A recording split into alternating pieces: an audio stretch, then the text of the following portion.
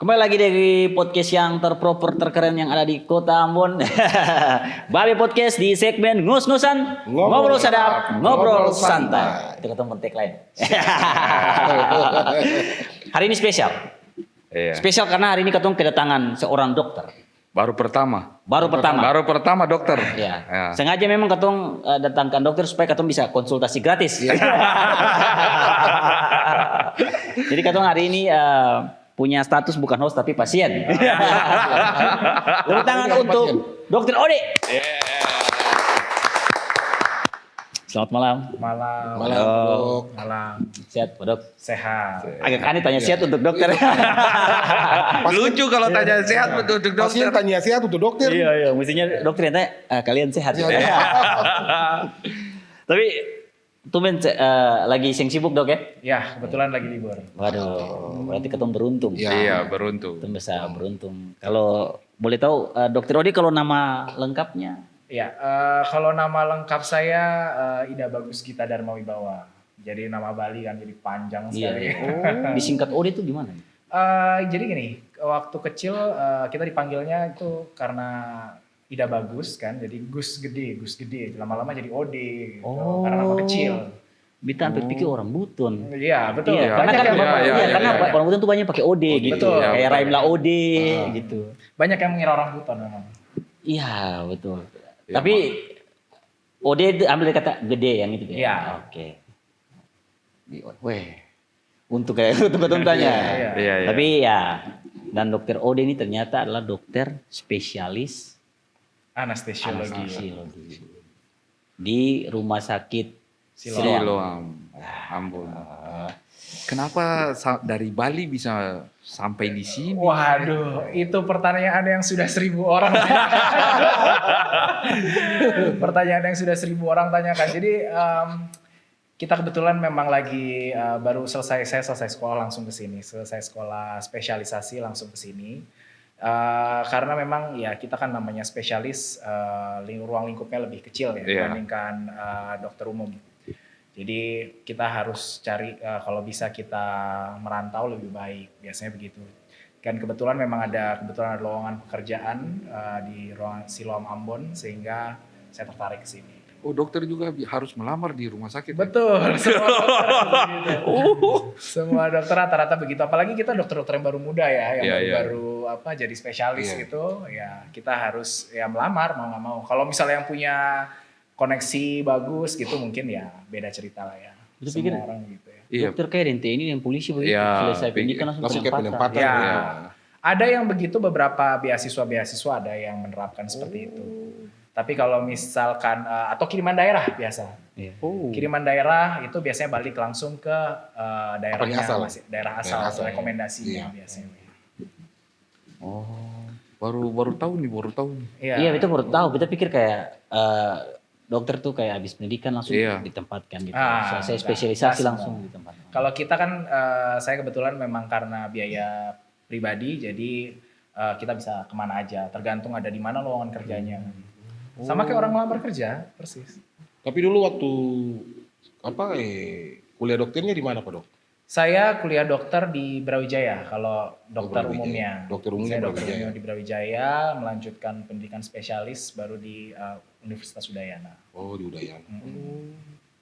Ternyata susah. Tapi memang Dok, Panjang. Pak Dok itu memang dari awal tuh mau jadi dokter. Kalau ketong kan waktu sekolah kan kalau ditanya cita-cita apa tuh kalau yang presiden, polisi, dokter, atau pilot. Iya benar. Pada umumnya. Kalau saya dulu mau jadi diplomat. Beda jauh ya. Beda jauh sekali. Ya. Jadi memang kebetulan saya waktu itu mau daftar diplomat dan kebetulan waktu itu penerimaannya sudah tutup sehingga yang terbuka waktu masih ada kedokteran. Jadi saya coba ambil kedokteran. Jadi iseng-iseng sebenarnya kedokteran. Nah susahnya kalau di kedokteran itu sudah iseng nyemplung harus berenang sampai ujung. Iya. Sudah terlanjur basah Pak Dok. Sudah terlanjur basah, harus berenang sampai ujung. Mau tenggelam mau enggak lanjut terus. Iya. Tapi maksudnya Dok, kok bisa jadikan kedokteran tuh sebagai pilihan kedua gitu?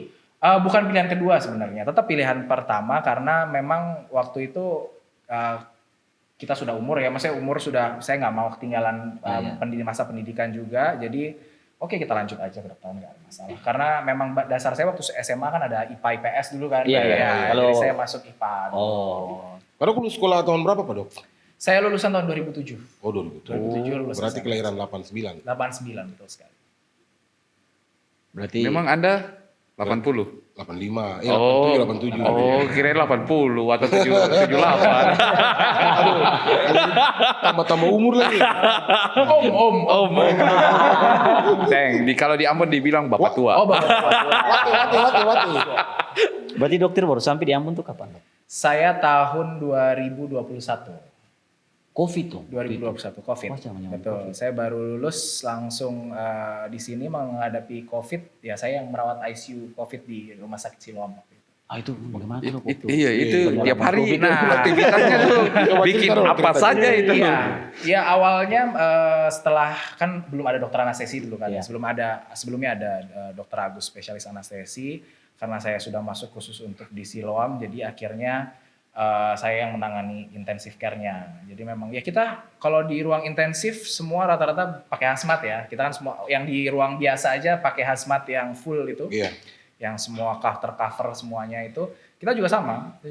Pakai full hazmat, mau kita melakukan tindakan ke pasien dan segala macamnya semua full dengan alat pelindungan diri. Itu pakai baju itu berapa jam itu satu hari itu? Nah, tergantung dari kondisi pasien. Kalau misalkan memang ada, kan dirawat sehari-hari tetap perawat pasti paling banyak. Jadi Iya. saya jujur saya sangat menghormati perawat dan dokter umum yang waktu zaman COVID itu merawat pasien karena mereka memang benar-benar struggling di sana. Pada shiftnya mereka merawat itu selama 6 jam ya mereka di dalam selama 6 jam pakai hazmat. Tapi kalau misalnya kebetulan karena saya spesialis di bagian anestesi, saya di ICU-nya aja. Jadi pada saat saya melakukan tindakan dan pada saat saya visit baru saya menggunakan hazmat. Ya tapi kan kita kan manusia jadi kalau kayak kita pakai itu kalau kebelet itu bagaimana itu?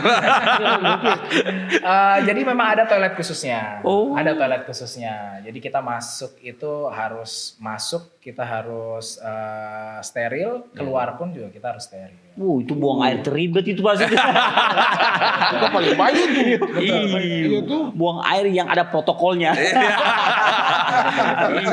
Ribet kan mesti steril dulu. Iya, gitu. betul. Memang ya itu zaman-zaman kesulitan untuk kita tim medis ya, segala lini, baik perawat, dokter, apoteker dan segala macam semuanya ya kita benar-benar struggling di sana karena udara kan, Iya. udara kita harus benar-benar less contact. Itu capeknya tuh capek sekali tuh pasti tuh. Capek. Lelah pasti. Zaman saya waktu sekolah saya juga sudah menangani COVID kan. Jadi pas di akhir-akhir saya masa sekolah saya sudah menangani COVID dan dilanjutkan lagi pada saat saya kerja. Dan di era-era itu bisa pulang rumah atau memang masuk di Pada saat saya pendidikan itu kita di karantina. Kita di karantina. Jadi semua tim medis kalau waktu zaman awal-awal yang benar-benar lagi booming itu, itu kita di karantina. Jadi kita di karantina di sebuah mes. Kita di karantina di sebuah mes. Kita bolak-balik sana aja. Jadi kita setiap minggu pun kita dapat tes COVID karena kita memastikan COVID atau tidak. Iya. Jadi tetap ada kontrol di sana. Iya. Serem juga ya. Ya itulah di saat dimana ya orang-orang terdekat kita yang kita biasa anggap sehat-sehat saja bisa kena terus bisa meninggal ya pada saat itu memang saat-saat terdekat itu. Iya, dan namanya manusia ya kan kalau habis kerja capek, pengen nongkrong atau pengen beli makanan apa, pengen cari suasana yang baru. Tapi di saat itu karantina terus, stres juga sih. Mumet juga ya Pak Dok ya? Betul. Kita ya mau nggak mau kita bergaul ya cuma di satu-satu mes itu aja sama dokter-dokter yang lain. Dan mainan TV hanya sama handphone. Kita yang di rumah saya malas. Iya, bosan sekali gitu. Pasti. Bosan.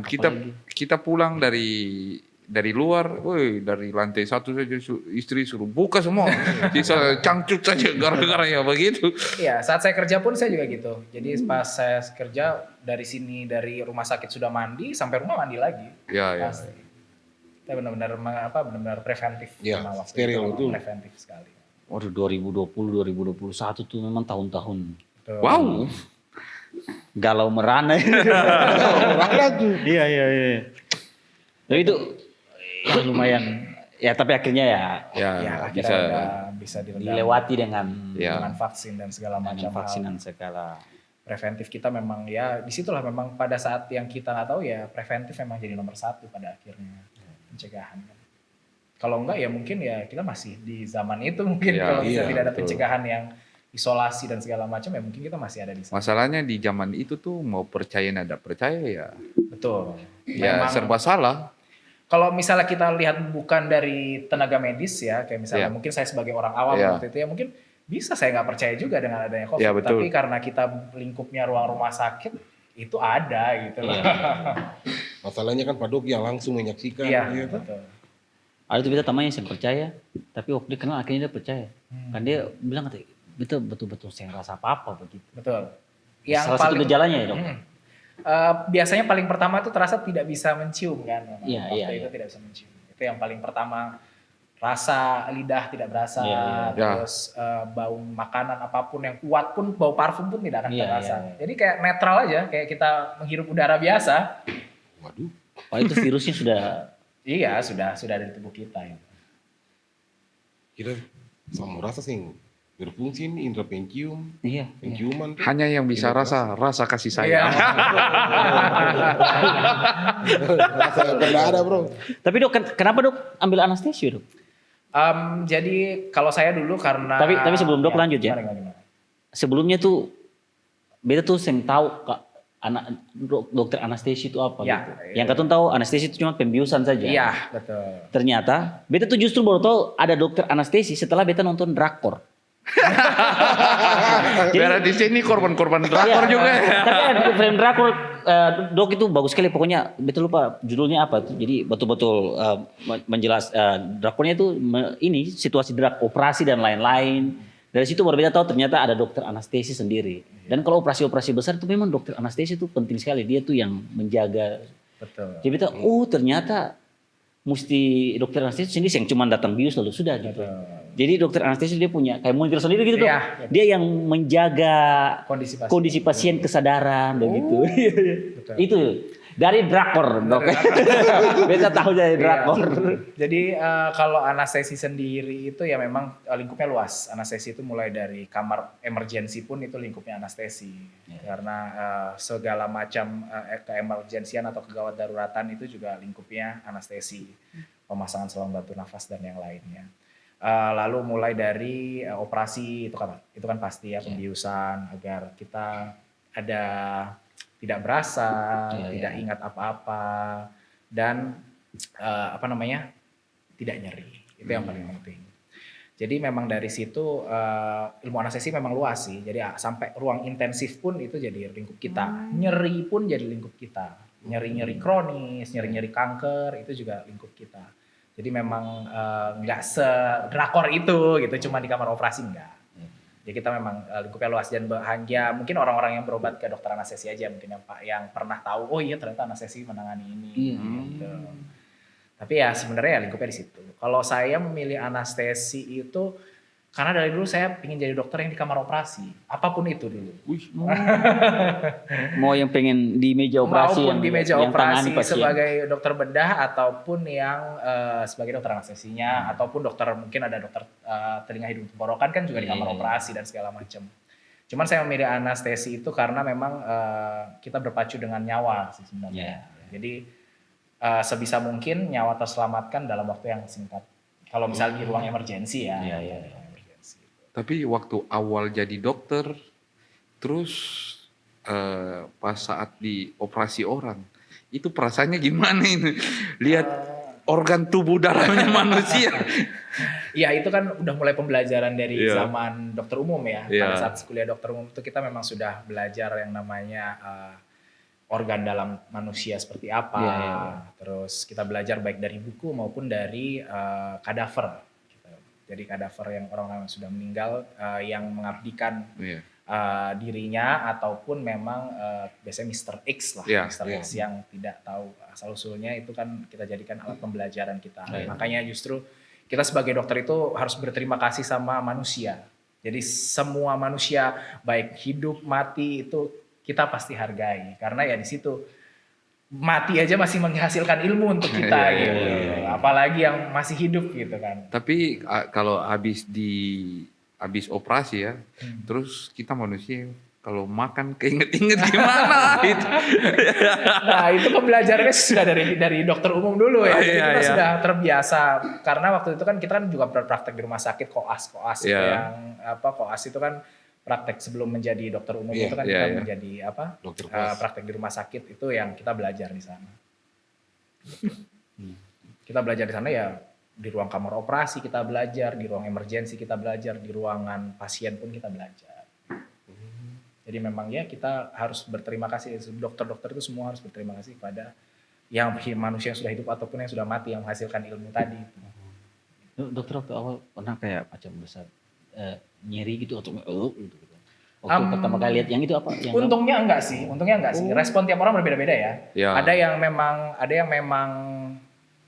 mual kah nyeri mual atau mungkin enek kah biasa-biasa Ya. ada beberapa rekan saya juga ada waktu zaman dokter umum, tapi kalau sudah spesialisasi sih rata-rata sih sudah enggak Tapi sih. kalau dokter umum pada umumnya mungkin ada yang baru pernah. Iya, betul. Ada yang kayak gitu juga pasti. Ya, Apalagi yang bukan dari keluarga dokter kan yang nggak tahu apa-apa Iya, gitu iya, kan. iya. Ya, Masih biasanya awam kan, agak Betul. awam gitu. Kalau spesialis kan sudah makan tidur Iya, setiap hari lihat betul. itu. Karena kan sudah dari dokter umumnya, sekolah dokter umumnya, Iya. dan lainnya sudah dia melewati tahap itu. Dok, kita ada lihat beberapa konten-konten di TikTok itu ada yang kas masuk ke konten-konten kayak momen-momen dong baru habis selesai anestesi lalu efek obat lo dong kayak ngelantur bicara sembarang. Itu kenapa lah dok? Itu maksudnya reaksi apa tuh gitu? Itu reaksi beberapa obat-obatan yang kita berikan memang kita membuat rasa nyaman. Kita harus membuat rasa nyaman di kamar operasi itu. Iya, iya. Jadi orang-orang yang gelisah, yang tidak suka kamar operasi dan segala macam itu kita buat rasa nyaman. Nah, salah satu efek sampingnya obat itu ada yang membuat melantur. Iya, iya. Ada memang yang begitu. Tapi kita membuat orang itu nyaman, senyaman mungkin sehingga dia bisa melupakan operasinya. Operasinya, gitu. Tujuannya kan itu. Iya, Ada tuh yang momen dia punya suami baru di anestesi begitu, dia istri lalu rekam begitu, lalu momennya tuh dia efek anestesi itu dia lihat dia istri begini, kamu cantik sekali begitu. Dia singkal dia istri tuh, langsung beta bilang kata, wah bahaya nih. Kalau siapa beta anestesi beta singkal beta bilang kata, bisa ya, bisa jadi orang waduh tuh bahaya gitu. Iya, biasanya memang efek sampingnya ada beberapa melantur. Iya, Gitu. Dari obat-obatan yang kita berikan ada efek samping melantur. Tapi ya itulah tujuan kita kan biar dia lupa dan buat dia berasa nyaman. Oh, Jadi iya kamar betul. Kita pernah rasa kayak gitu juga. Oh kakak Ebot pernah Dulu operasi? waktu operasi Pak Dok, Iya. kayak gitu. Tapi disuntik lewat infus kan. Iya, betul. Tiba-tiba langsung kayak udah lihat buram. Iya. Selesai bangun sudah selesai operasi. Tapi Iya. pas selesai itu langsung kayak rasa padis Pak Dok. Iya. Namanya pedis? Yang bekas tempat operasi. Oh ya, biasanya itu Ya, nanti kita pasti. tangani dengan Iya. obat-obatan nantinya. Nanti terus tiba-tiba dokter datang terus suntik Iya. lagi. Jadi menarik betul-betul katong konsultasi ya. Kita akan balik di segmen berikutnya lagi konsultasi tetap berlanjut ya. Tetap di ngos-ngosan, ngobrol sadap, ngobrol santai.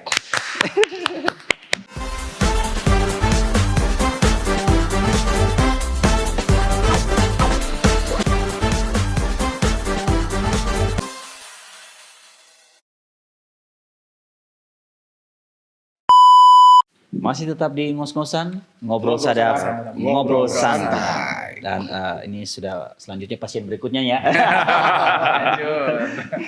Dok, kita mau bahas lagi soal anestesi gitu. Siap. Kita pernah baru yang kita tahu sih anestesi itu ada anestesi yang full. Ya. Terus kemarin bahkan kita baru tahu waktu kita teman dia sesar dia bilang anestesinya itu setengah saja. Betul. Jadi kita pikir selama ini anestesi yang sesar itu full. Ya. Padahal ternyata cuma setengah saja. Jadi Betul. yang dari bawah ke sini tuh di anestesi yang di sini tetap sadar. Betul. Itu bagaimana beda lagi ya? Bukannya tadi yang dok bilang anestesi itu berarti bikin itu nyaman lah. Iya, betul. Jadi begini, anestesi sekarang kan perkembangan obat-obatan anestesi itu sudah sangat maju ya. Kalau zaman dulu pertama kali anestesi ditemukan itu semua cuman anestesi umum atau semuanya Oh iya. gitu. Tapi kalau untuk sekarang sudah kita bisa menyeleksi obat-obatan yang ada. Dengan obat-obatan yang ada itu kita bisa sudah selektif gitu. Jadi kita mau bius apa separuh tubuh, oke kita bisa bius separuh tubuh dari perut sampai ke bagian bawah sudah bisa terbius sendiri, biarpun tanpa tidur. Tapi biasanya kalau pasien-pasien saya sih saya bikin nyaman, kita tetap bikin ngantuk. Gitu.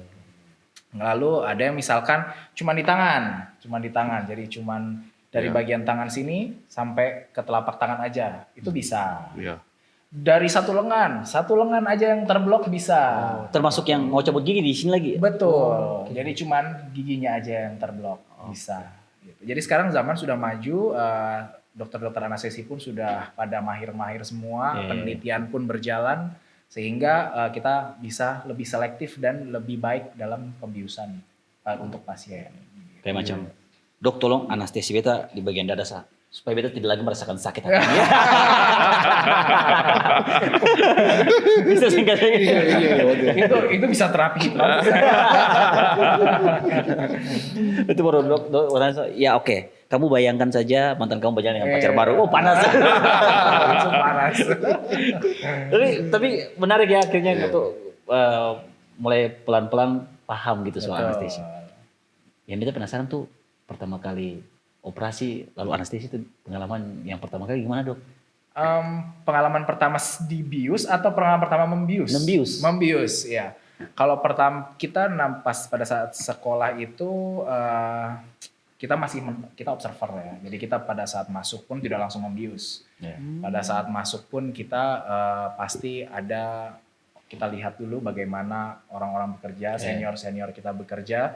Baru kita mulai belajar di situ. Jadi sambil belajar memang sambil aktivitas. Itulah kenapa dokter spesialis itu selalu belajar sambil mengerjakan gitu. Jadi memang kita pertama cuma melihat aja, oh ini ternyata begini gitu. Dari koas pun kita sudah belajar gitu. Dari itu kan kita dikenalkan, oh anestesi itu seperti ini. Gitu. Cuman dasar-dasar saja. Kita pikir kayak macam kalau macam perawat kan, dong belajar suntik kan dengan teman sana gitu-gitu. Kita kira kalau dokter anestesi itu kita bisa dulu. Enggak, itu waktu zaman saya dokter umum juga begitu. Kita belajar ambil darah bersama teman-teman kita sendiri gitu. Beta tuh mungkin dok, saya tahu perasaan beta sekarang kakak epot ya. Tapi kayaknya kalau contoh babe dengan kakak epot dokter nih. Iya. Babe percaya sih kakak epot ambil babe pun darah. Kita bisa percaya. Beta juga bakal percaya. Betul ini orang lain Pak. Betul ini orang lain Pak. Betul tuh kadang-kadang saya yakin yang dokter sendiri gitu. Betul. Jadi kita ya di mana-mana pasti belajar dulu ya. Namanya kita belajar bagaimana cara membiusnya, terus letak anatomi di mana yang kita harus suntik dan segala macam untuk pembiusan yang separuh tubuh itu kita juga belajar. Jadi ya jangan sampai salah karena kita tidak boleh salah. Kita sebagai dokter itu sangat menghindari malpraktik. Jadi sehingga kita sangat tidak boleh sekali salah dalam tindakan apapun. Gitu. Karena itulah kita belajarnya ya lumayan lama ya. Saya belajar aja 7 tahun untuk jadi dokter umum, tambah 4 tahun untuk jadi spesialis. 11 tahun. 11 tahun. 11 tahun. Ya bayangkan aja di saat saya baru selesai dokter umum, teman-teman saya sudah sukses semua. Sudah punya bergaji semua ya gitulah. Kita ya beda, maksudnya beda. Masing-masing punya dengan prosesnya ya. Betul. Garis tangan orang kan beda-beda. Betul. Iya menarik. Tapi ya namanya teman terus. Saya percaya saja. Tapi bukan takut dia yang bisa, tapi takut isengnya. Tapi ya, pernah mengalami masa-masa itu dokter? Pernah mengalami masa itu. Ya itu yang pertama kali yang kita ambil darah itu memang. Itu yang kita masih was-was tapi ya ternyata berjalan dengan baik. Ya, itu selama kayak, kita mengikuti prosedur. Kita mau, oh bye-bye boleh. Betul nih. Ikan oli kapakil. Kalau ketemu bicara ini karena kebetulan tuh Bapak itu ada Pak Dokter gitu. Kayak mau konsultasi apa? Mumpung ada Pak Dokter. Soal apa ya? Beta tuh sudah 37 tahun toh. Dia kan sudah mau masuk 38. Ketika kalau dia mau menikah, mau proses punya anak cepat itu gimana? Usia tuh berpengaruh untuk kesuburan sel sperma sih, Dok? Jujur kalau misalnya kesuburan sperma setiap orang pun berbeda-beda. Jadi belum tentu muda pun lebih jos spermanya. Oh, iya. Enggak. Enggak juga, Semua itu tergantung dari genetik. Ya, genetik yang kita bawa. Jadi tidak usia muda lebih bagus spermanya, enggak juga. Tapi ya memang rata-rata, kalau kita bilang rata-rata orang lebih muda memang pasti lebih banyak. Tapi kembali lagi tergantung ke pribadi masing-masing. Karena kita pun semua berbeda ya. Iya. Genetik kita pun semua yang kita bawa berbeda. Sekarang ilmu kedokteran pun juga sudah mainnya genetik gitu ya. Jadi semua ada genetiknya, kayak misalnya penyakit bawaan pun ada genetiknya dan segala macamnya itu pasti ada. Jadi tidak, oke, wah ini apa namanya, kalau dari orang tua saya spermanya jos-jos semua bagus-bagus ya, kita kan nggak tahu kan. Iya, gitu. iya. Belum bisa jadi mungkin karena istrinya memang apa namanya sel telurnya lebih bagus gitu. Kita nggak tahu itu karena yang namanya punya anak itu kan ada sel telur, ada sperma. Gitu. Harus kedua itu bertemu baru menjadi pembuahan. Gitu. Jadi masih ada kemungkinan. Iya bisa. Kemungkinannya besar gitu. Tetap. Gas. Rajin makan toge saja ya. Ayo Dok, aku betusin Dok. Toge mempengaruhi Iya. kualitas sperma. Sebenarnya tidak hanya toge, semua makanan yang sehat itu mempengaruhi kualitas sperma. Gitu. Tidak hanya toge, semuanya mempengaruhi. Kita makan daging, makan protein, makan sayur-sayuran, itu semua kalau misalkan kita bilang proses food ya. Iya. Nah, semakin terproses makanannya pasti akan semakin buruk. Ya sama lah fast food dan segala macamnya ya kita tahu ya. Nah, kalau misalkan kita semakin sehat kita mengkonsumsi makanan, pasti sel sperma tubuh kita pasti akan lebih baik. Oh, siap. Gitu. Dan Jadi juga- tidak hanya toge, Iya, tidak ikan hanya bakar toge. juga. Betul, Ikan bakar bagus, betul. apalagi di sini ikan bakarnya, Sudah Dok.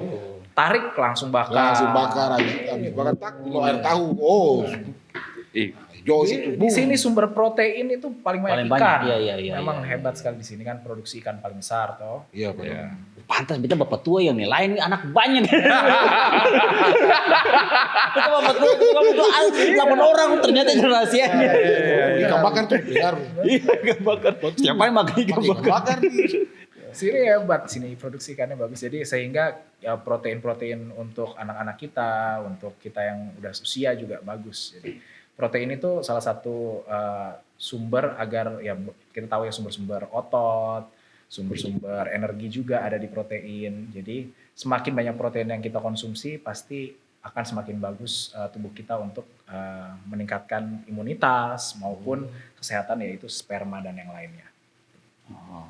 Pak Dok, ini kita mau tanya nih Pak Dok. Boleh. Maksudnya Pak Dok dulu pernah kayak alami kendala gitu pada saat anestesi, proses anestesi itu terus kan kalau anestesi ini kan tergantung darah pasien juga ya. Enggak juga sih, enggak. Kita tidak membandingkan itu karena semua prosedur yang kita lakukan itu rata-rata sama semua orang. Jadi pada penelitiannya itu kita pasti akan sama. Jadi demografis penelitian rata-rata sekarang itu semua pasien, jadi tidak tergantung darah dan lain sebagainya gitu. Kalau untuk masalah contoh misalkan gagal pembiusan nih, Iya. misalnya terjadi kegagalan pembiusan. Ini yang kita mau tanya tadi. Iya, kan arahnya ke sana. Kalau kegagalan pembiusan itu pertama mungkin misalkan kalau misalnya kita bius pada tangan nih, misalnya tangan saja. Mungkin pada saat kita suntik tidak pada sarafnya, itu bisa.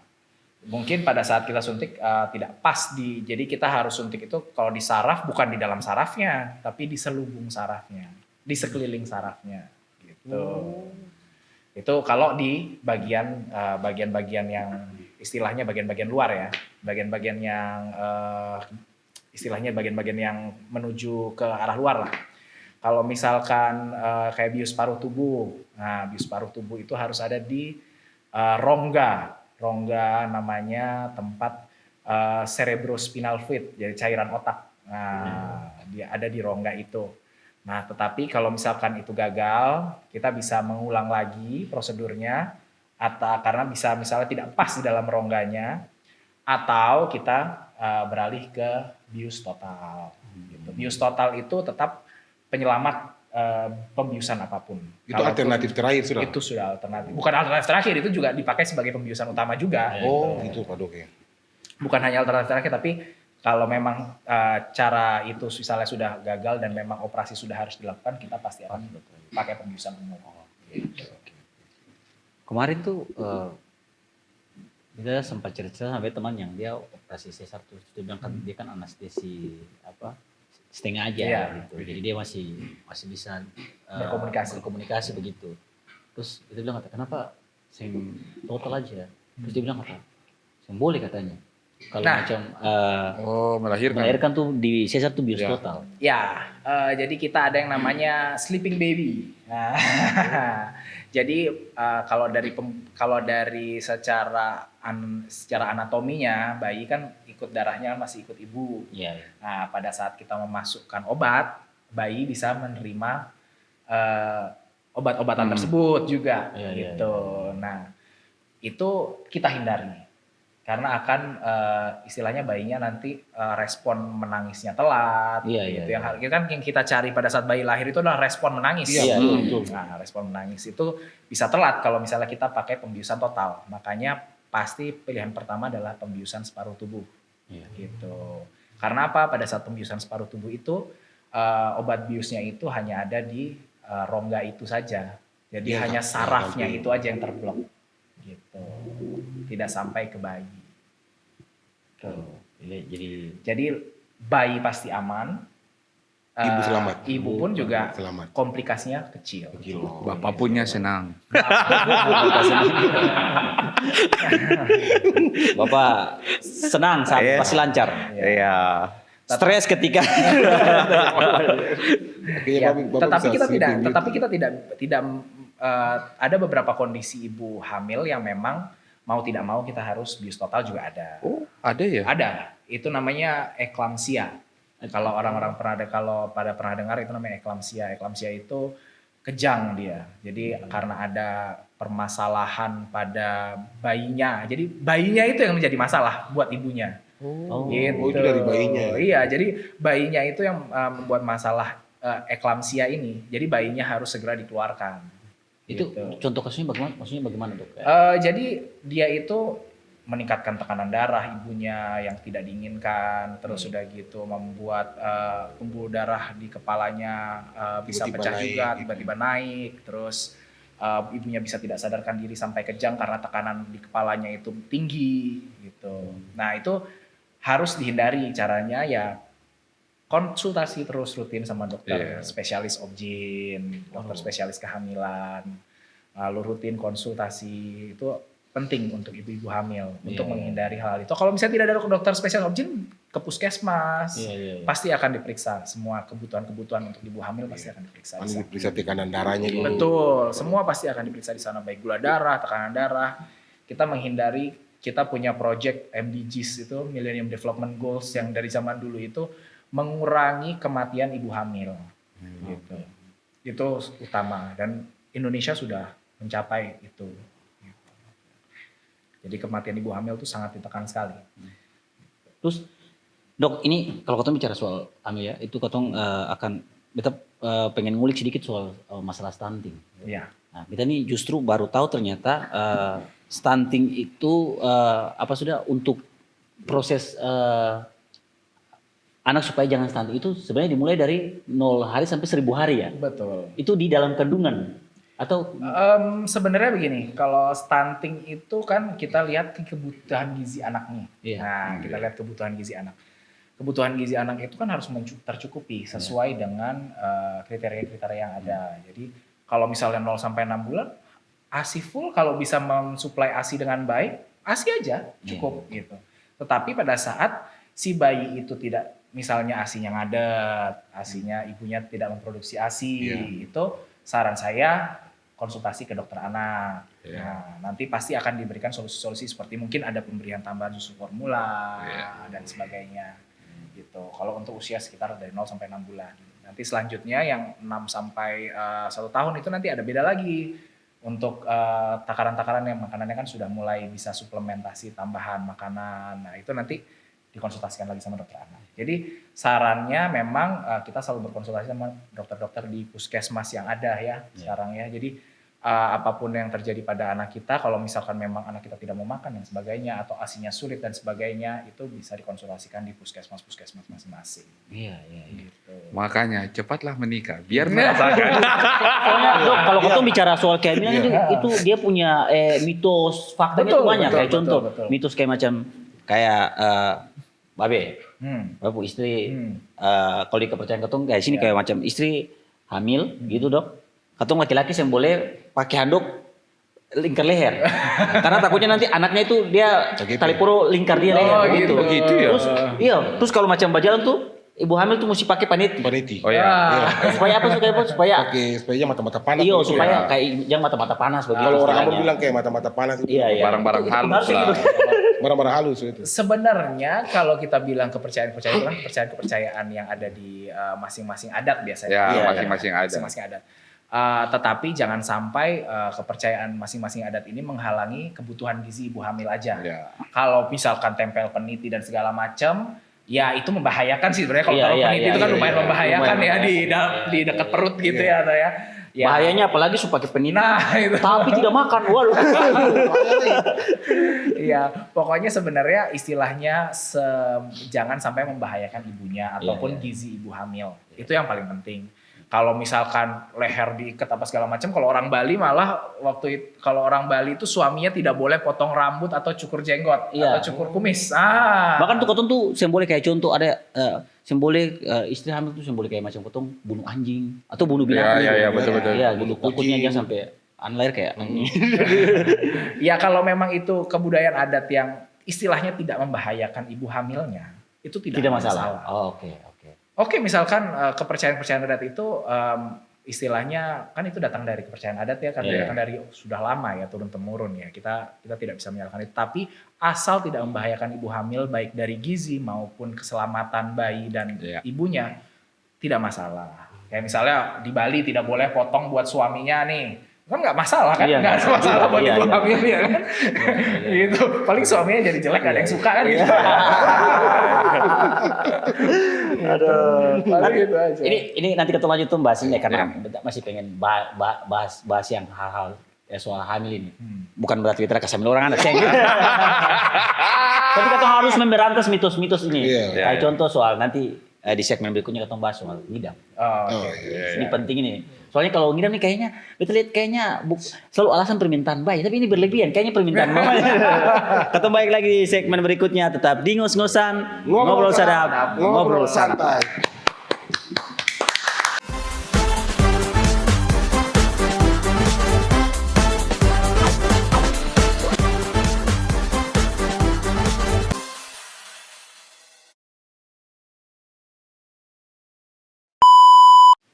Masih di ngos-ngosan, ngobrol sadap, ngobrol santai, dan langsung kita lanjut gitu pertanyaan lain. Lanjut. Soal ngidam. Ngidam ini, soalnya kalau cewek itu ngidam tuh aneh-aneh. Ada yang kadang-kadang ngidam mau makan sabun. Ada tuh kita pernah ketemu ngidam yang paling aneh tuh, dia tuh yang suka benci lihat dia punya suami. Kayak dia benci saya gitu. Keluar gitu. Emang itu ngidam tuh memang ada dalam kedokteran gitu. Ada penjelasan ilmiahnya, Seng. Itu sebenarnya hormonal dan psikologis. Ya, jadi saling berkaitannya itu hormonal dan psikologis. Kalau untuk kaitannya mungkin lebih paham Dokter Objin mungkin ya yang menjelaskan ya. Tapi kalau misalkan yang saya tahu itu adalah sisi hormonalnya si wanita hamil dengan psikologisnya si wanita itu gitu. Kalau untuk pembahasan lebih jauhnya saya kurang tahu yang lebih dalamnya itu bagaimana. Biasanya Dokter Objin yang lebih paham masalah itu. Tapi yang saya tahu sih karena ada hormonalnya, ada psikologisnya sehingga dia pingin sesuatu itu gitu. Kalau bete istri waktu waktu hamil, bete yang ngidam. Iyo, satu hari kita bisa makan 5 sampai 6 kali. Lapar terus. Banyak sekali. Iyo. Lapar ini nggak? Lapar mengurus bini sana sini nggak? Ale bukan ale hobi itu. Beta hobi itu kayak hobi bukan Bukan hobi bro. ngidam tuh aneh-aneh. Ada yang ngidam kayak tengah-tengah malam, Hmm. kasih bangun suami. Iya. Iya. Terus mau pengen contoh makan bakso, terus baksonya itu atau harus Susah, 2 kilometer. jauh lagi. Wah, Terus iya. kita harus berjuang pergi Berjuang, beli betul. sampai datang dia cuma kayak, Oh iya, Tolong. sudah Sudah. selesai. Iya, benar. oh dokter banyak alami juga.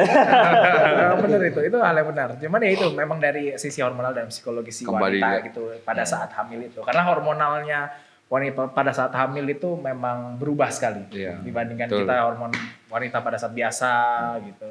Ya contoh lah wanita pada saat menstruasi kan hormonal berubah toh. Oh, iya, iya. Lebih kesel, lebih Iya, betul. Iya, marah, iya. gampang Iya, marah. betul, Ya. betul. Sama seperti itu. Dia Memang dari sisi psikologis untuk hormonal pada wanita itu memang sangat berpengaruh pada psikologisnya si hormonal. Kayak kalau wanita hamil itu kadang-kadang orang tua tuh bisa baca, oh tanpa harus ke dokter tes bahwa ini anak apa, kayaknya anakmu nanti laki-laki, anakmu nanti cewek. Lihat dari wajah Iya, istri wajah. saja, iya toh. kadang kayak pemalas rias-rias itu. Ya, kalau yang malas-malas. Ya gitu kayak macam cewek kayak macam kayak Malas malas-malas danan. danan. Oh ini anak laki-laki. Ya. Nah kalau itu kita tidak bisa simpulkan secara pasti ya. Jadi Ya. kalau misalnya namanya jenis kelamin pada saat itu bisa ditentukan itu di dokter obgyn biasanya di USG gitu. Setelah beberapa bulan dari kehamilan baru bisa terdeteksi. Tapi kalau misalnya dari sisi itu kebiasaan aja sih rata-rata. Iya. Kebiasaan dari ibunya aja. Nggak mesti kayak misalnya, jadi sering dandan gitu. Iya. Nah, apa juga. Tapi kayaknya kalau dia anak cewek bukan istrinya yang dandan. Dia yang dandan. Dan kasih putih. Karena bro, kayak begini sudah nih. Mentok sudah nih. Ya itulah. Kadang memang nggak tahu ya, mungkin mempengaruhi psikologis Iya. si lelaki juga bisa. Gitu. Kadang ada yang memang secara tidak langsung psikologis lelaki pun juga jadi ngikut nih. Wah Iya. kayaknya aku harus ngidam nih mungkin gitu juga. Bahkan ini ada hal yang aneh dok. Biasa kan reaksi hamil tuh yang normal tuh kan biasa perempuan mual-mual. Betul. Itu bisa dijelaskan secara medis lah. Nah, tapi ada tuh situasi di mana suaminya yang muntah-muntah. Itu bisa bisa dijelaskan secara ilmiah sih dok. Nah itu kembali lagi ke psikologis suami istri itu kembali lagi. Kalau misalkan memang itu menginfluensi suami secara psikologis bisa aja terjadi. Bisa saja terjadi. Karena itu istilahnya hubungan psikologi antara suami istrinya. Iya. Itu kembali lagi ke ya karena kan mereka kan selalu bersama tiap hari loh. iya. Jadi hubungan psikologis mereka pun biasanya saling terkoneksi. Jadi kembali lagi ke gimana hubungan mereka itu. Hubungan mereka suami istri itu maksudnya hubungan psikologinya bagaimana. Bisa aja mungkin memang karena hubungan psikologi kayak aku yang jadi mual ya gitu. Iya, Itu bisa aja kembali ke psikologi orang. Gitu. Jadi nggak harus juga sih. Tidak setiap orang begitu juga. Iya. Tergantung kembali ke hubungan suami istri itu masing-masing. Tuh. Tuh. Sudah pengen ya? Tapi dok, ini atau harus mau bahas ini kan mumpung atau ngobrol lah Iya. gitu lah. Ini katong bahas soal laki-lakian lah. Iya. Gimana? Ini katong ini soal yang yang pakai apa sudah kayak minyak lintah gitu dok. Ada kan lo mau kayak memperbesar lo punya Oh, kan. iya. Pakai minyak lintah, ada pakai daun bungkus. Hmm. Itu memang berpengaruh ya dok ya? Jadi kalau setahu saya yang terakhir ya, setahu saya dari info rekan saya yang dari bagian urologi, dari bagian perpenisan itulah ya. Itu kita memang ada caranya membesarkan, tapi itu alatnya sendiri. Tidak dimiliki orang-orang umum. Oke. Gitu. Memang itu alat medis gitu. Kalau dari ceritanya beliau gitu. Kalau misalnya untuk membesarkan secara alami itu rata-rata tidak. Biasanya itu keturunan genetik itu yang pertama. Secara genetik itu pasti tubuh kita pasti semua dikontrol oleh genetik ya. Genetik itulah sumbernya masalah panjang lah, lebar lah gitu ya. Semua itu keturunan genetik lah. Lalu kalau misalkan dari pakai cara alami misalnya daun atau Iya. lintah itu malah berbahaya Ya, kadang-kadang. betul.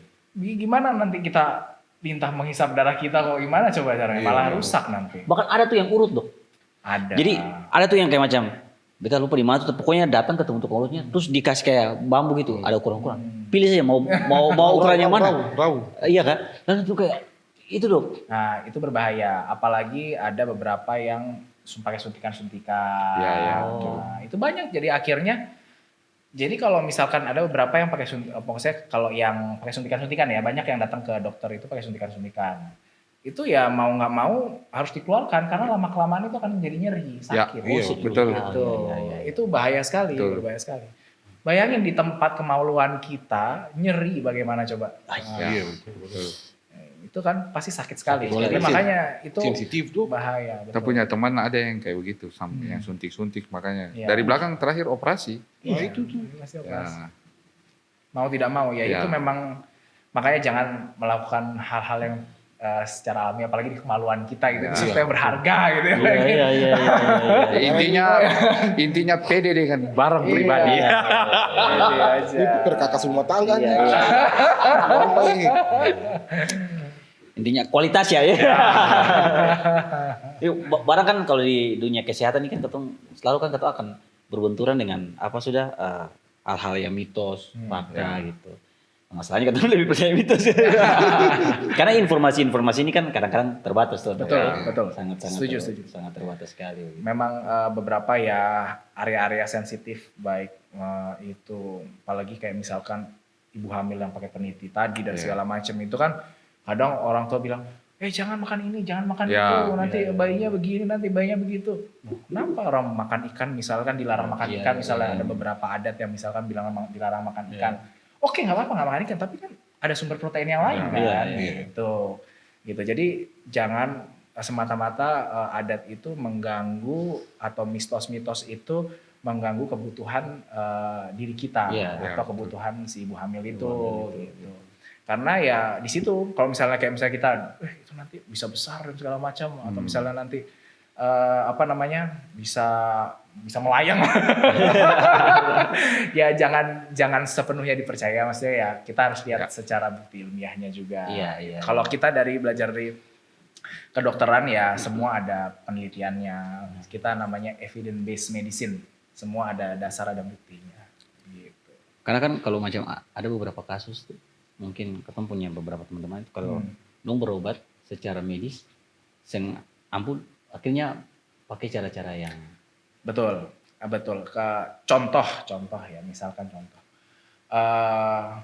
Misalkan kanker. Ya. Nah, ini kan.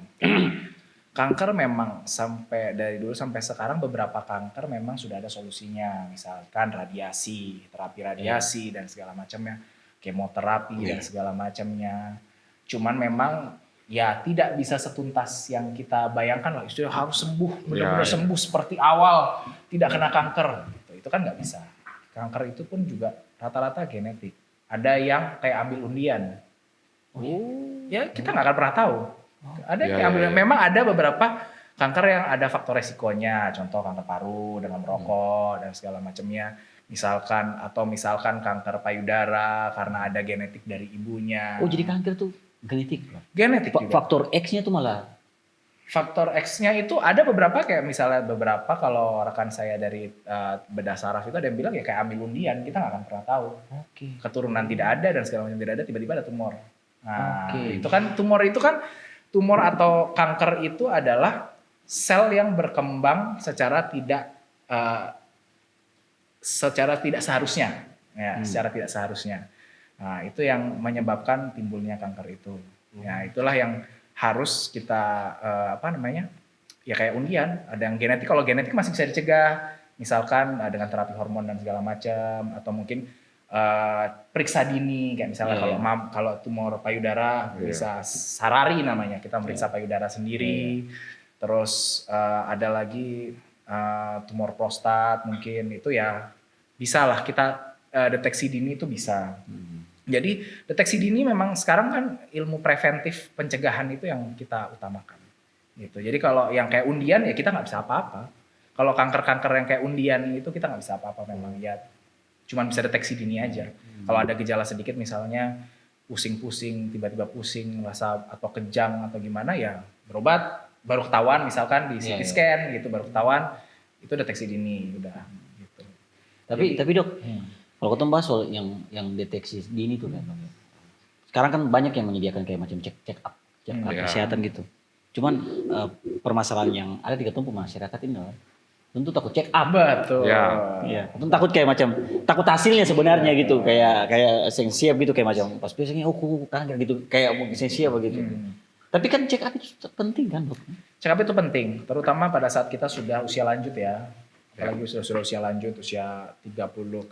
Kalau saya bilang 35, 45 ke atas tuh sudah sarannya sih kalau bisa check up rutin, paling enggak 2 tahun sekali kayak setahun sekali. Kalau memang ada kesempatan misalkan dibiayai oleh perusahaan ataupun mungkin BPJS sekarang sudah menyediakan check up gratis juga gitu. Jadi dimanfaatkan lah. Gitu. Kebetulan program-program dari pemerintah juga banyak yang sudah menyediakan check up gratis, itu dimanfaatkan aja. Toh tidak ada ruginya gitu. Itu deteksi dini namanya.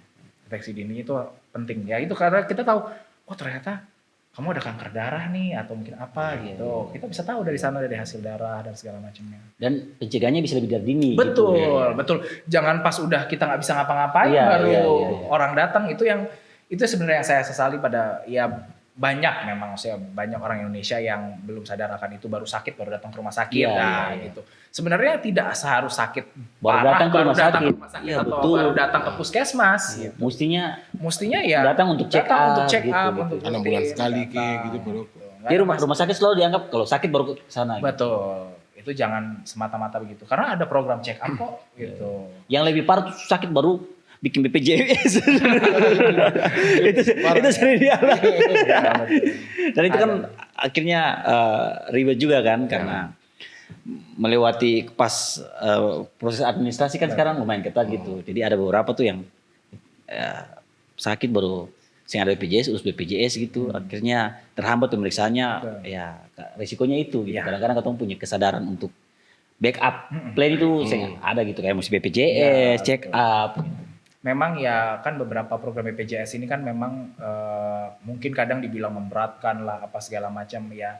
Ada sisi positif, ada sisi negatifnya. Semua program itu ada sisi positif, ada sisi negatifnya. Yang mungkin kita memberatkan, misalkan kita penghasilan aja pas-pasan, tapi kita harus bayar gitu kan. Ya kita anggap aja sebagai sisi positifnya, oh itu kan subsidi silang. Ya mau nggak mau kan, itu kan peraturan pemerintah yang tidak bisa kita hindari gitu. Tapi ya anggap aja dalam pikiran kita juga membantu orang yang nggak mampu kok gitu. Dalam hati kita pokoknya setiap ada pikiran, maksudnya kayak nah ini rugi nih gitu. Coba sekali kita harus berpikir positif dari yang itu gitu. Jangan selalu pikiran negatif aja gitu.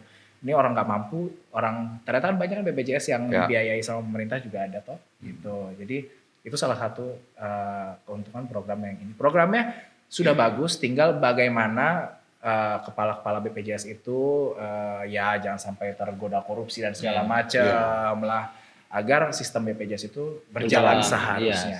Itu yang penting.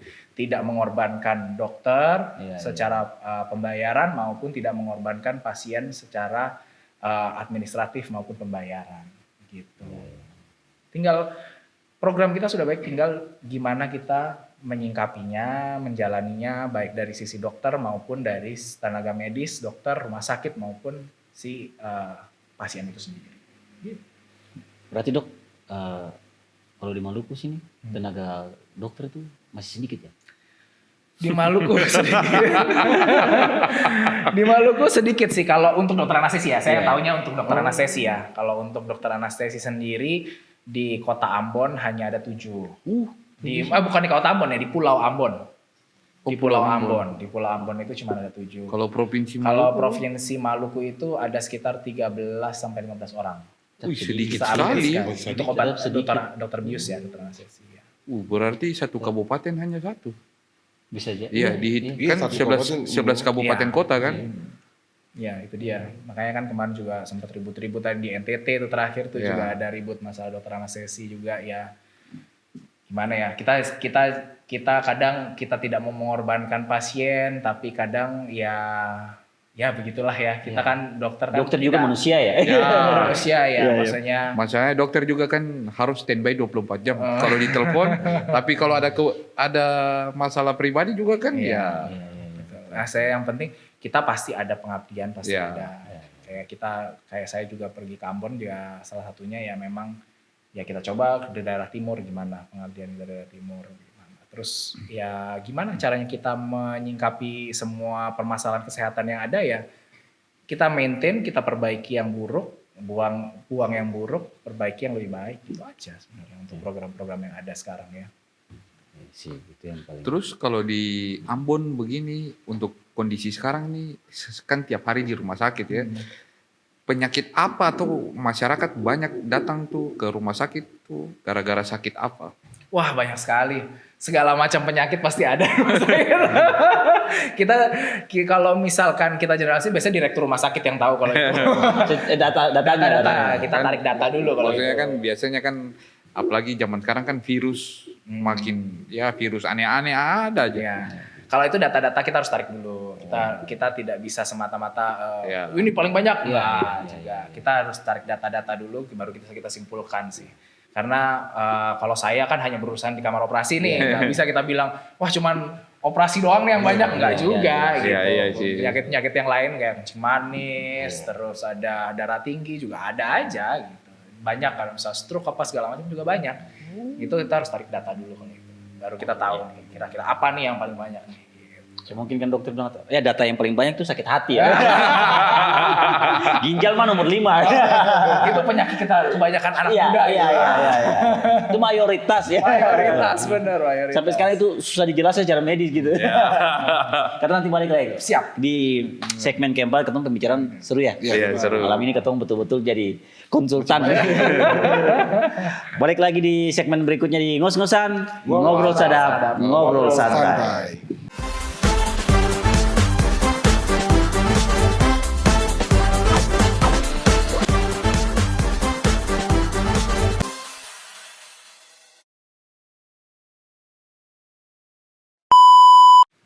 Masih tetap di ngos-ngosan, ngobrol sadap dan ngobrol santai. Dia tadi dengar-dengar kakak Iput mau tanya soal itu ya. Mau tanya tuh soal vape, Iya, IQOS itu IQOS. belum, rokok.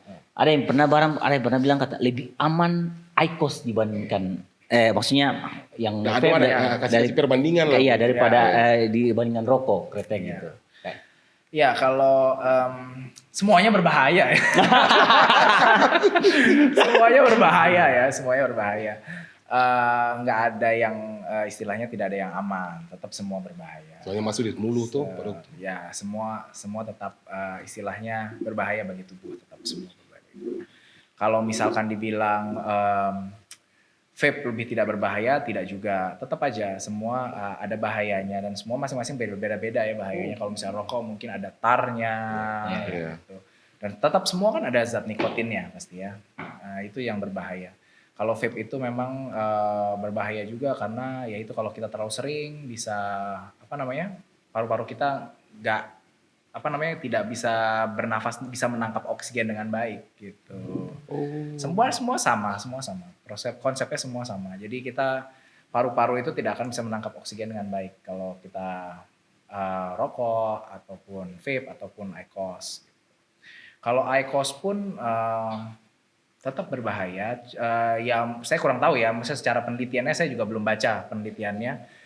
Kalau misalkan dilihat dari mekanismenya aja lah, kita lihat dari mekanisme ya memang sedikit lebih tidak berbahaya, tapi tetap ada nikotinnya gitu. Kalau semuanya tetap berbahaya. Kalau misalnya untuk merokok, vape ataupun IQOS. Tapi kalau vape kan asapnya wish. Iya, betul. Itu kan dari mekanisme pengapiannya sih sebenarnya sih. Kan itu kan berbeda-beda karena dari mekanisme masing-masing karakter. Kalau rokok kan cuma dari tembakau yang dibakar. Iya. Kalau vape itu kan dari penguapan cairan. Kalau IQOS itu kan dari penguapan tembakau yang dikeringkan, yang diberi rasa kan gitu kan. Ya, itu sebenarnya tergantung dari mekanisme masing-masing alat. Gitu. Karena kita lelaki ini kan lebih senang merokok sambil ngopi. Ya sama saja bahaya juga. Nggak ada tuh satu yang lebih baik, sama saja bahaya. Masalahnya yang bilang ini dokter loh. Masa beta mau percaya beta banyak pengangguran sih yang lebih bagus. Lebih bagus IQOS gitu, maksudnya lebih bagus rokok elektrik gitu. Lebih yang berbahaya apaan ternyata berbahaya. Tetap kalau ya kita maksudnya kalau misalnya yang saya tahu kalau cara promosinya IQOS itu nggak tahu, ini nggak promosi ya, ini nggak Iya. promosi ya, tapi memang setahu saya kemarin terakhir kalau misalnya memang tidak merokok jangan mencoba. Gitu. Iya. Saran saya memang kalau tidak merokok jangan mencoba. Jadi kalau memang sudah tidak pernah ya jangan. Jangan coba-coba. Kalau sudah mencoba dan memang sering merokok ya coba dikurangi. Cari aktivitas-aktivitas. Ya memang cara agak susah aslinya itu adalah kalau menghentikan merokok itu adalah mengemil. Ya, itu kembali ke badan. Iya. Wah. Kembali ke badan. Ya itu memang agak sulitnya di situ. Tapi memang ada cara-cara untuk berhenti merokok kan di setiap kotak rokok sekarang sudah ada tuh konsultasi berhenti merokok. Itu bisa dihubungi di sana. Gitu. Tetap semua berbahaya. Tidak ada yang baik, tidak ada yang buruk semua lah istilahnya. Adalah ini dok, Ya. ini ada fun fact Ya. soal alkohol. Ya. Khususnya Sopi dulu kan kata orang tua bilang kalau macam minum Sopi pagi-pagi itu bagus untuk buka tanpa makan. Kalau alkohol ya tetap tidak direkomendasikan, tapi beberapa ada yang bilang wine bagus 1 gelas 1 hari. Iya katanya begitu. Itu kan beda ya, wine sama alkohol beda ya. Wine memang ada alkoholnya karena terfermentasi. Iya, ya. fermentasi. Iya. Ada beberapa penelitian yang bilang 1 gelas wine sehari dapat memberikan pembuluh darah jantungnya lebih baik. Itu juga ada beberapa. Ya itu kembali lagi ke seberapa banyak kita mengkonsumsinya. Gitu. Seberapa banyak kita mengkonsumsinya. Ya semuanya tidak baik, tapi kalau misalkan ya kita nggak yang maksudnya yang kalau misalnya memang minum ya minum oke, tapi ya tidak terlalu banyak. Maksudnya kita di sini semua kalau wine 1 botol kayaknya kurang deh. Tapi tetap ya itu sih tetap tidak direkomendasikan. Jadi beberapa negara itu ada yang akhirnya nge-ban penggunaan wine karena sebelumnya itu ibu hamil masih bisa minum wine apa nggak salah. Terus akhirnya di stop. Saya lupa negara mana, saya lupa. Ada beberapa rumor. Cuman saya lupa negara mana itu. Itu akhirnya karena terlalu banyak ibu hamil yang mengkonsumsi wine, jadi malah jadi buruk bayinya. Iya. Nggak baik. Gitu. Tapi itu betul dok, kalau tubuh juga butuh alkohol. Kalau itu enggak sih ya kayaknya ya. Kan kita kan bisa hidup tanpa alkohol juga. Iya. Kan biasa begitu kan, ada yang bilang kalau tubuh juga butuh alkohol gitu. gitu. Kalau butuh alkohol ya butuh cinta sih.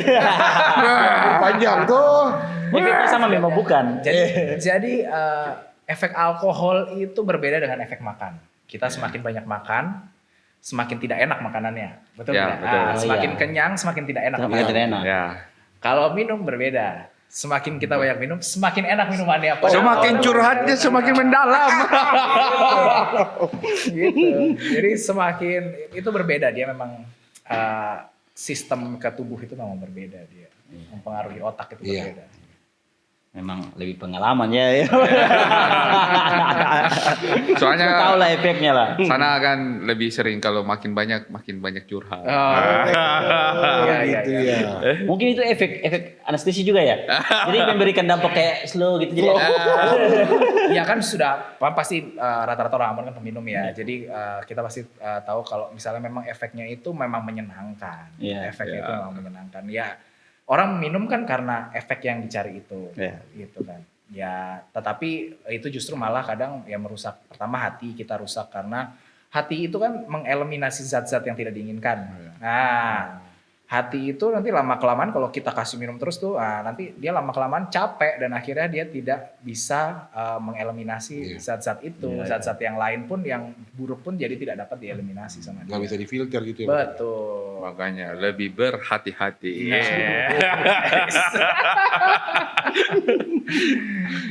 Benar. Berarti ketemu sih kurang-kurang ya.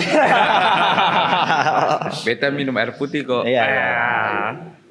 Nah ini yang beta sebenarnya mau tanya ini, tapi semoga ini bisa dijawab mungkin dok. Iya. Soal yang beberapa waktu ini kan lagi viral tuh. Dok. Soal Kasus-kasus ya. dokter Iya. yang sempat viral karena Iya. melakukan pemeriksaan terus ada pelanggaran sedikit lah. Betul, betul. Memang kalau kita bilang bahas ya di koran-koran, baik di media sosial dan yang lainnya, memang kita kalau yang namanya dokter dan pasien itu saling membangun kepercayaan. Ya. Ya, namanya dokter and patient relationship ya.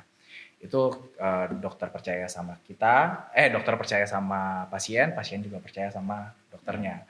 Kalau memang itu sudah dirusak, etika dokternya itu memang sudah rusak.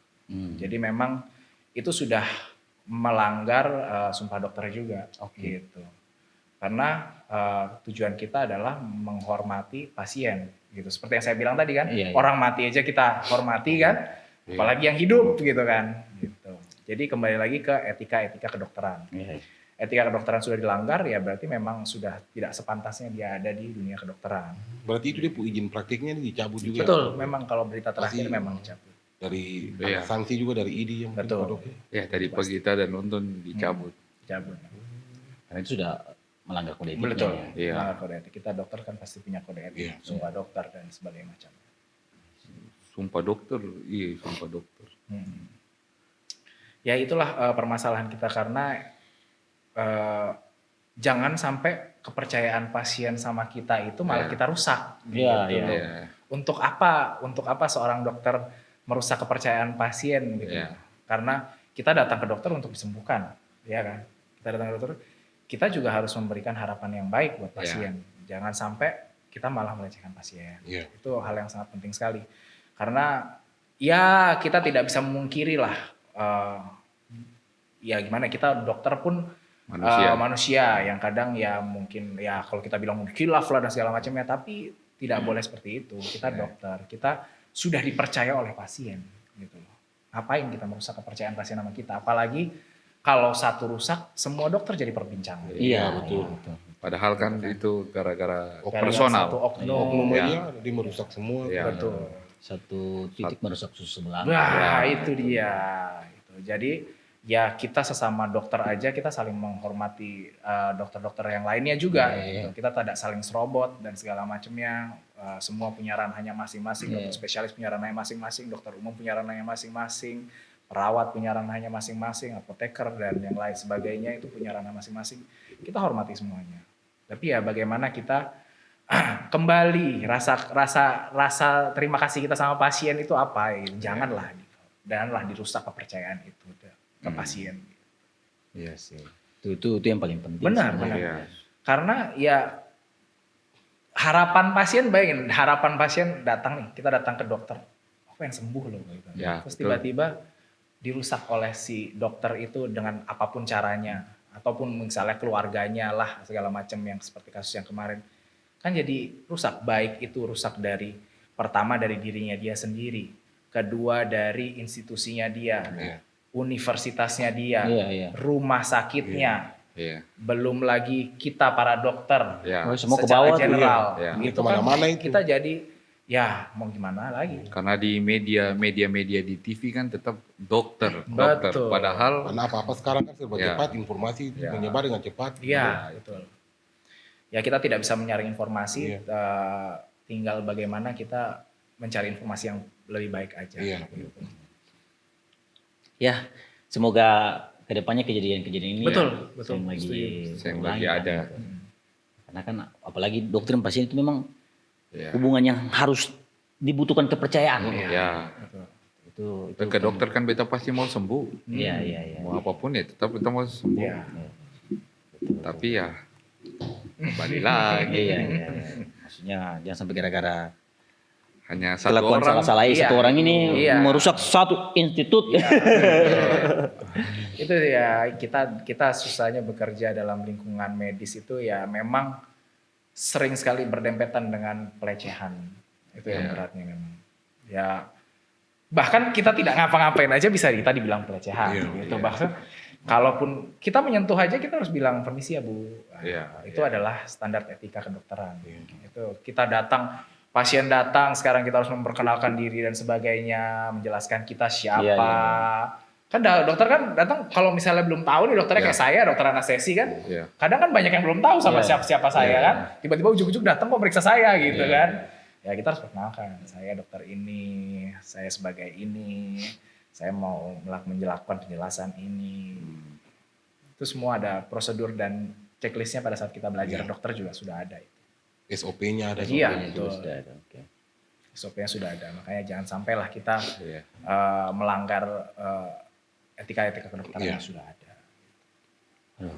Itu hal yang paling penting. Paling penting. Hal yang penting makanya. Tolong untuk calon-calon dokter. Iya, Tolong calon-calon dokter Iya. betul. harus mendengarkan hal ini. Ya, jadi ya buat calon-calon dokter yang ada ya memang kita bergelut dengan pasien yang kadang manja, Ya. kadang merasa sedikit-sedikit kok diginiin. Iya. Sekarang pasien-pasien sudah banyak variasinya ya. Kalau dulu apapun yang dibilang dokter A pasti dikerjain Ya, sama betul. pasien. Iya, iya. Sekarang informasi sudah menyebar segala Iya, macam. iya. Kadang datang-datang ke dokter sudah saya sakit ini loh dokter. Iya, iya. Wih hebat sekali gitu kan. yang berbahaya itu tuh dok self diagnosis. Maksudnya Iya. dong mendiagnosis diri sendiri dengan apa? Kayak macam baru pusing sedikit tiba-tiba buka YouTube. Iya. Chat GPT. Ah. Penyebab pusing. Ini langsung dia jangan-jangan beta tekanan darah gini-gini Iya. padahal periksa juga. Periksa dulu. Ada yang tiba-tiba sakit di darah langsung bilang kata, ih jangan sampai beta apa sudah jantung kah? Iya Pak?" jantung. Wah itu jantung yang sebelahnya. Oh. Bukan, kalau rata-rata itu bukan jantung, sekarang dompet kosong. Bisa mempengaruhi. Iya, Benar. iya. Itu kan yang bahaya kan dok. Benar. Karena psikologi manusia itu bahkan bisa dibilang mempengaruhi kondisi kesehatan kita. Ya betul. Yang sekarang itu benar-benar psikologi kita kalau kita sehat, mental kita sehat, jiwa kita pun sehat. Ya. Gitu. Bagaimana sekarang kita memelihara jiwa dan mental kita agar sehat. Nah, itu yang sulit. Apalagi di zaman yang keras sekarang. Ya. Iya, Baik betul, tekanan ekonomi, Iya, tekanan adat, tekanan keluarga, belum lagi tekanan segala macem lah. Itu kita yang apalagi sebagai laki ya, kita cowok nih ya. Iya. Pasti kan banyak sekali tekanan-tekanan yang ada, belum lagi dari pekerjaan apa segala Ya, macam. mereka berdua kan belum punya tekanan. Oh gitu.